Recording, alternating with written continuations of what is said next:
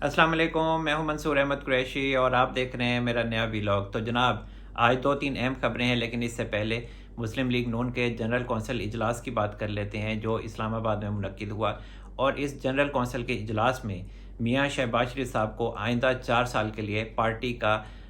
सदर मुंतखब कर लिया गया और वो भी बिला मुकाबला पार्टी के सदर मुंतखब हो गए। और इसके अलावा जो मरीम नवाज साहिबा हैं वो भी पार्टी की चीफ ऑर्गेनाइज़र मुंतखब हो गई और बिला मुकाबला सीनियर नायब सदर मुंतखब हो गई। जबकि इसहाक डार साहब जो हैं, जो हमारे वफाकी वज़ीर ख़जाना हैं, वो बैनुल अक़वामी उमूर और ओवरसीज़ के बिला मुकाबला सदर मुंतखब हो गए हैं। जबकि एहसन इकबाल साहब जो हैं वो सदाबहार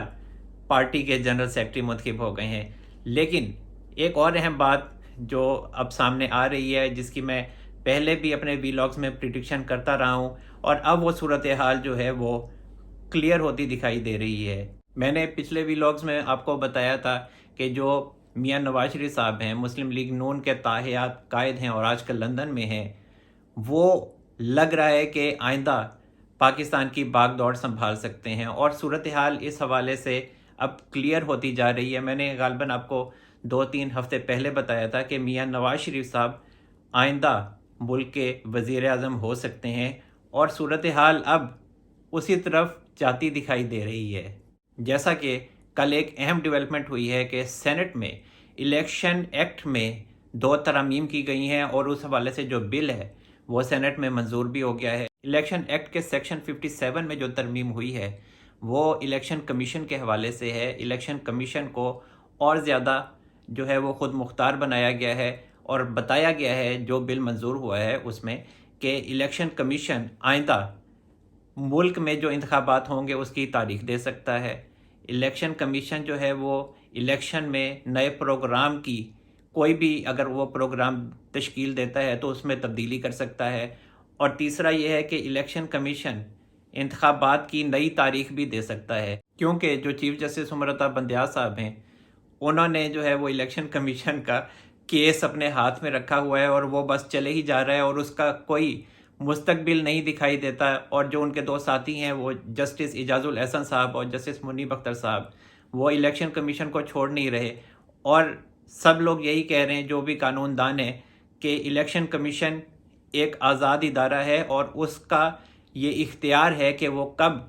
मुल्क में इलेक्शन की तारीख दे और कब इलेक्शन की तारीख ना दे। लेकिन जो चीफ जस्टिस साहब हैं उन्होंने एक नई तशरीह की और उन्होंने बताया कि सदर जो हैं, सदर आरिफ अलवी साहब जो हैं, वो पंजाब में इलेक्शन की तारीख दे सकते थे और इस हवाले से उन्होंने फ़ैसला भी दे दिया। और इसी वजह से जो है वो इबहम पैदा हो गया, मसाइल पैदा हो गए। तो इसी वजह से अब ये ज़रूरत पेश आई कि इलेक्शन कमीशन को भी मज़ीद ख़ुद मुख्तार बनाया जाए और वो इस हवाले से फ़ैसला कर सके कि मुल्क में कब इलेक्शन करवाना है, कब मुल्क में तारीख देनी है, और किसी का इस मामले में कोई इख्तियार न रहे। सदर साहब का, ना वज़ीर आज़म का, ना गवर्नर का, किसी का इख्तियार न रहे। और दूसरी जो तरमीम की गई है इलेक्शन एक्ट में, वो सेक्शन 232 में की गई है और वो बड़ी अहम है, और वो मियां नवाज शरीफ साहब से रिलेटेड है, जहांगीर तरीन साहब से रिलेटेड है, कि जो भी सुप्रीम कोर्ट से ताहियात नाअहल करार पाए, जो अवामी नुमाइंदे थे, MNAs थे, MPs थे, तो जो 62 और 63 है आइन का आर्टिकल, उसके मुताबिक जो सुप्रीम कोर्ट ने फैसला दिया था और जो तशरीह की थी कि जो भी अब 62 और 63 के तहत नाअहल होगा उसकी नाअहली ताहियात होगी। तो अब पार्लियामेंट ने जो है वो बिल जो है पास कर दिया है और अब जो नाअहली होगी वो 5 साल के लिए होगी, और जिस तारीख से किसी भी शख्स के खिलाफ नाअहली का फैसला आएगा उस तारीख से लेकर अगले 5 साल तक, जब वो तारीख बनेगी, 5 साल पूरे बनेंगे, तो ऑटोमेटिकली उस शख्स से नाअहली की तलवार ख़त्म हो जाएगी और फिर वो दोबारा से इलेक्शन में हिस्सा ले सकता है। और अगर MNA बनता है तो ठीक है, 100 बिस्मिल्लाह। और ये जो रास्ता खुला है ये मियां नवाज शरीफ साहब के लिए है, जहांगीर तरीन साहब के लिए है ख़ास तौर पर, क्योंकि मैंने जैसा कि आपको बताया है कि मियां नवाज शरीफ साहब आइंदा मुल्क के वज़ीर आज़म हो सकते हैं, और इसी हवाले से अब तैयारियां हो रही हैं मुल्क में। और सूरत हाल मैंने जैसा आपको बताया कि क्लियर होती जा रही है, और मियां नवाज शरीफ साहब लग रहा है कि आइंदा वो 5 साल के लिए वज़ीर आज़म हो सकते हैं। اور جو جنرل کونسل کا اجلاس ہوا ہے میاں شہباز شریف صاحب کی زیر صدارت، اس میں بھی ان کے بڑے اہم جو ہیں وہ باتیں سامنے آئی ہیں جو انہوں نے بیان دیا ہے، اور کہا ہے کہ میری دعا ہے کہ میاں نواز شریف صاحب پاکستان آئیں اور وہ الیکشن لڑیں اور وہ چوتھی بار ملک کے وزیر اعظم بنیں۔ تو اس میں بڑی نشانیاں ہیں بڑے لوگوں کے لیے کہ کس طریقے سے حالات بدل رہے ہیں، اور مسلم لیگ نون کی جو شخصیات ہیں ان کے چہروں پہ بھی جو خوشی کے آثار ہیں وہ نمایاں ہیں، اور لگ رہا ہے کہ جو ہوا ہے وہ مسلم لیگ نون کی طرف چل رہی ہے، اور جو آئندہ الیکشن ہے اس میں محسوس ہوتا ہے کہ مسلم لیگ نون پنجاب میں اچھی خاصی سیٹیں لے لے گی، اور اس کے ساتھ جو جہانگیر ترین صاحب ہیں استحکام پاکستان پارٹی کے جو سربراہ ہیں وہ بھی مسلم لیگ نون کے ساتھ ہی جائیں گے۔ مطلب یہ ہے کہ جو استحکام پاکستان پارٹی ہے وہ تو مسلم لیگ نون کے ساتھ سیٹ ایڈجسٹمنٹ ہی کرے گی، کیونکہ جہانگیر ترین صاحب ہیں اور ان کی پارٹی میں جو عبدالعلیم خان صاحب ہیں، انہوں نے حمزہ شہباز شریف صاحب کو ماضی میں چیف منسٹر بنانے میں نہایت اہم کردار ادا کیا تھا۔ تو اب ان کی جو ایک ڈیل ہوگی وہ مسلم لیگ نون کے ساتھ ہوگی، سیٹ ایڈجسٹمنٹ ہوگی، اور اب عبدالعلیم خان صاحب کے مقابلے میں آپ خود اب سمجھدار ہیں کہ مسلم لیگ نون کا تو کوئی کینڈیڈیٹ سامنے نہیں آئے گا نا عبدالعلیم خان صاحب کے مقابلے میں۔ تو عبدالعلیم خان صاحب نے بھی تو سیاست کرنی ہے، چاہے وہ جہانگیر ترین صاحب ہیں، ان کی بھی نااہلی، جیسا کہ بل منظور ہو گیا تو ان کی بھی ختم ہو گئی ہے، میاں نواز شریف صاحب کی بھی جو نااہلی ہے وہ ختم ہو گئی ہے اس بل کے منظور ہونے کے بعد جو سینٹ میں منظور ہوا ہے۔ تو اب یہ لوگ جو ہیں الیکشن لڑ سکتے ہیں، اور انہوں نے الیکشن لڑنا ہے تبھی تو یہ بل منظور ہوا ہے۔ اسلام آباد میں یہ خبر بہت زیادہ گردش کر رہی ہے کہ میاں نواز شریف صاحب کا جو پلان ہے وہ اگست میں واپسی کا بن سکتا ہے۔ 14 اگست کا کہا جا رہا ہے کہ میاں نواز شریف صاحب کا پلان ہے کہ وہ 14 اگست کو پاکستان آ جائیں، اور پھر اس کے بعد وہ الیکشن کیمپین کریں گے اور پھر وہ الیکشن بھی لڑیں گے۔ تو جو صورتحال ہے، اگر حالات کو دیکھا جائے تو ابھی عمران خان صاحب کا کوئی فیصلہ نہیں ہوا ہے، کیسز ان کے خلاف چل رہے ہیں،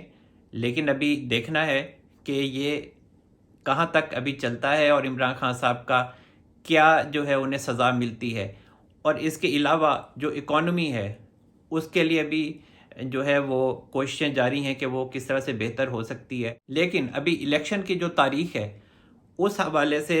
چہبہ گوئیاں ہو رہی ہیں، اور میں نے جیسا کہ آپ کو بتایا تھا کہ الیکشن جو ہے وہ اگلے سال مارچ میں ہو سکتا ہے، اور ایک اور تاریخ بھی سامنے آ رہی ہے کہ یہ الیکشن نومبر میں ہو سکتا ہے۔ لیکن مسئلہ یہ ہے کہ جو پیپلز پارٹی ہے، جو زرداری صاحب ہیں، وہ نومبر پر ایگری نہیں ہو رہے، اور اندر کی خبر بھی یہی ہے کہ زرداری صاحب یہ چاہتے ہیں کہ انہیں پنجاب میں کچھ وقت مل جائے اور وہ اپنی پارٹی کو مزید پنجاب میں کھڑا کر سکیں، لیکن جو خبر ہے وہ یہی ہے کہ پیپلز پارٹی پنجاب میں اپنے پاؤں پر کھڑی نہیں ہو پا رہی، اور زرداری صاحب کو اور بلاول صاحب کو پنجاب کے جو لوگ ہیں، جو رہنما ہیں، انہوں نے یہ کلیئر بتا دیا ہے کہ پیپلز پارٹی پنجاب میں مضبوط نہیں ہے، اور اس کے لیے الیکشن میں بہت زیادہ مشکلات پیدا ہو سکتی ہیں۔ اور یہی خوف ہے کہ جو زرداری صاحب ہیں وہ پنجاب میں،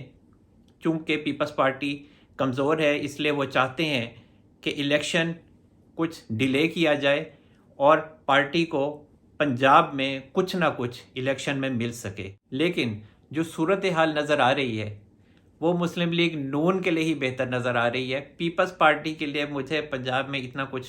ملتا نظر نہیں آ رہا۔ پیپلز پارٹی کے پاس وہ چند ایک سیٹیں آ جائیں گی، جیسا کہ مخدوم احمد محمود صاحب ہیں، ملتان سے پیپلز پارٹی کو کچھ سیٹیں مل جائیں گی، جو گیلانی صاحب ہیں اور ان کے جو بیٹے ہیں وہ سیاست کر رہے ہیں، وہ اچھی سیاست کر رہے ہیں، تو ان کو کچھ سیٹیں مل جائیں گی۔ اس کے علاوہ رحیم یار خان سے پیپلز پارٹی کو کچھ نہ کچھ مل سکتا ہے، وہ بھی ادھر بھی ان کی پکی سیٹیں ہی ہیں مخدوم صاحب کے حوالے سے۔ تو باقی جو ہے مجھے پنجاب میں نون لیگ ہی نظر آتی ہے، کیونکہ پی ٹی آئی تو ختم ہوتی نظر آ رہی ہے اور ختم ہو ہی چکی ہے،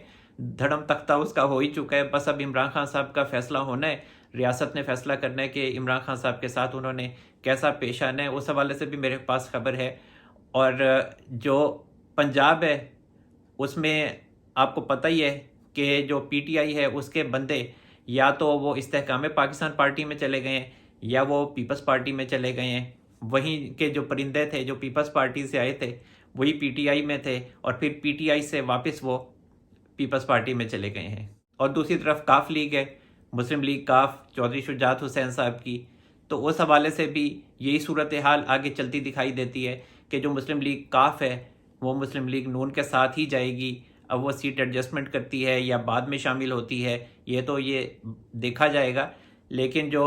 چودھری وجاہت حسین صاحب ہیں وہ تو پہلے ہی یہ اعلان کر چکے ہیں کہ ہم مسلم لیگ نون کے ساتھ جائیں گے، تو پھر جو مسلم لیگ کاف کا مستقبل ہے وہ بھی مسلم لیگ نون کے ساتھ ہے۔ اصل میں یہ جو لوگ ہوتے ہیں آپ کو پتہ ہے کہ یہ سیاسی طور پہ بڑے سمجھدار ہوتے ہیں، ان کو نظر آ رہا ہوتا ہے کہ فضا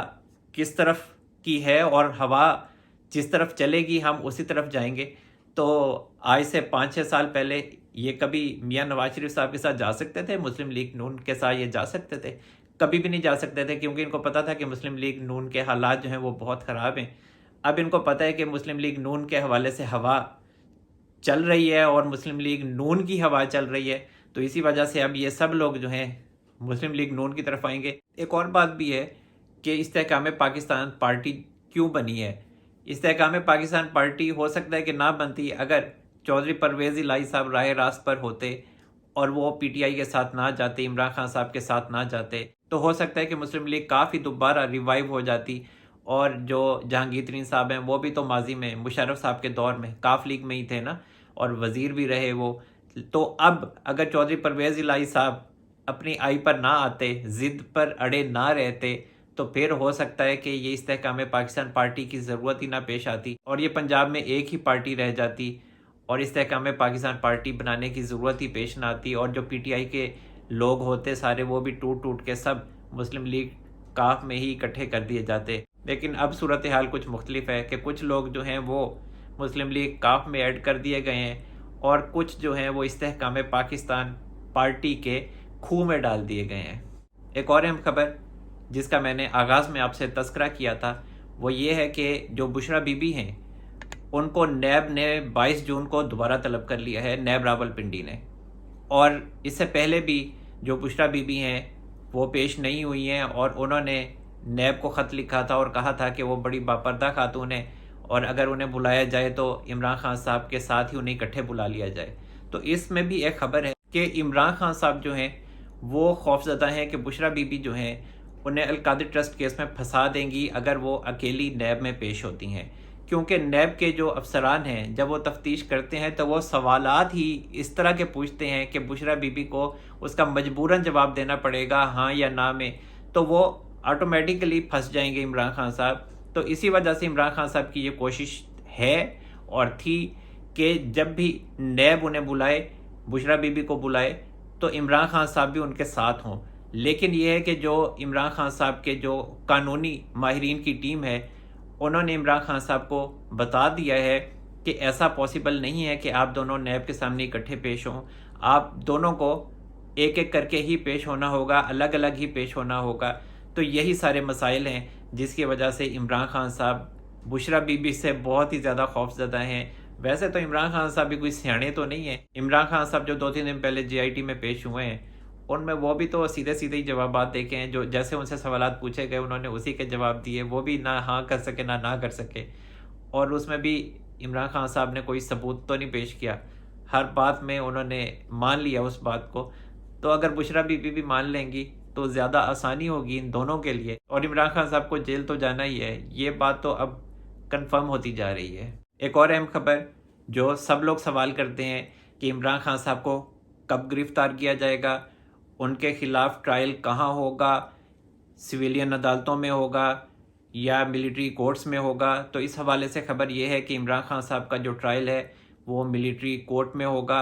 اور اسپیشل سیکرٹ ایکٹ کے تحت ان کے خلاف کارروائی ہوگی، اور یہ بات اب کنفرم ہوتی جا رہی ہے۔ اور ایک خبر یہ بھی ہے کہ عمران خان صاحب کے خلاف جو اسپیشل سیکرٹ ایکٹ کے تحت کارروائی ہونی ہے اس حوالے سے ملٹری کورٹ میں کرسیاں لگ چکی ہیں،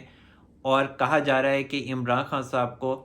آئندہ 2 سے 3 دن میں گرفتار کر لیا جائے گا، اور یہ معاملات اب بہت تیزی سے چلیں گے، اور یہ جو عمران خان صاحب ہیں ان کو بھی جو سزا ہے وہ بھی جلدی دی جائے گی، قانون کے مطابق دی جائے گی۔ اور آپ کو پتہ ہے کہ جو ملٹری کورٹس ہیں ان میں جو سزائیں ہیں اور جو ٹرائل ہوتا ہے وہ بہت تیزی سے ہوتا ہے، اس میں زیادہ دن نہیں لگتے۔ بعد میں عمران خان صاحب اپیل کر سکتے ہیں ہائی کورٹ میں، سپریم کورٹ میں جا کے۔ بہرحال جو عمران خان صاحب کا ٹرائل ہونا ہے وہ اسپیشل سیکرٹ ایکٹ کے تحت ہونا ہے اور ملٹری کورٹ میں ہونا ہے، یہ کنفرم ہے۔ اور اس حوالے سے کہا جا رہا ہے کہ تمام تیاریاں مکمل ہیں اور صرف عمران خان صاحب کا انتظار ہے جو اس ٹائم زمان پاک میں بیٹھے ہیں، لیکن جلد ہی گرفتار ہونے والے ہیں۔ اس کے علاوہ مراد سعید ہوں، حماد اظہر ہوں، کمل شاذب ہوں، اور جو بھی رپوش ہیں اس ٹائم، حسان نیازی ہوں، تو جتنے بھی یہ لوگ رپوش ہیں ان کو گرفتار کیا جائے گا۔ اس حوالے سے بھی خبر ہے کہ ان کو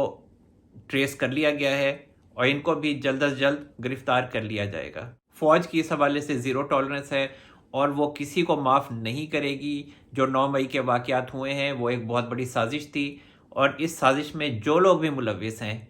ان کو کٹہرے میں لانے کی تیاریاں ہو رہی ہیں۔ تو جناب اب تک کے لیے اتنا ہی۔ اللہ تعالی ہم سب پر اپنا رحم و کرم فرمائے۔ منصور احمد قریشی کو اجازت دیجیے، اپنا بہت سارا خیال رکھیے گا۔ اللہ حافظ۔